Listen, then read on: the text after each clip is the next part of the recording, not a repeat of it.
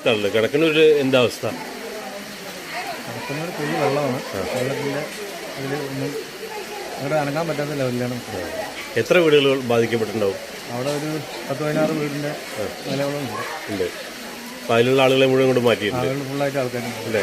ഇപ്പോൾ 2 ക്യാമ്പിലും കൂടി എത്ര ആളുണ്ടാവും? ഒരു 50 ആളുണ്ടാവും. ക്യാമ്പിലും കൂടി 50 ആൾ പോരാ, 50 ആളുടെ മേലെ പേരുണ്ട്. ഇവർക്കുള്ള ഭക്ഷണം കാര്യങ്ങളൊക്കെ ഇപ്പോൾ കുറച്ച് നിങ്ങൾ കൊണ്ട് തന്നുണ്ട്. ഇപ്പോൾ എന്താണ് ബാക്കിയുള്ള കേസുകൾ എന്താണെന്നുള്ളത് അറിയില്ല. ബാക്കി അവർ വന്നു കഴിഞ്ഞാൽ ബാക്കിയുള്ള പറയാൻ പറ്റും. അപ്പോൾ ഉച്ചയ്ക്കുള്ള ഭക്ഷണം തയ്യാറാവുന്നുണ്ടോ? അതോ ഭക്ഷണം ശരിയാക്കാനുള്ള പരിപാടിയാണ്.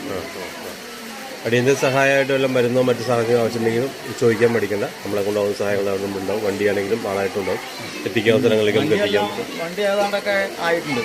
എല്ലാ വണ്ടികളും പിന്നെ ഇത്രയുള്ള കുട്ടികളൊക്കെയാണ്.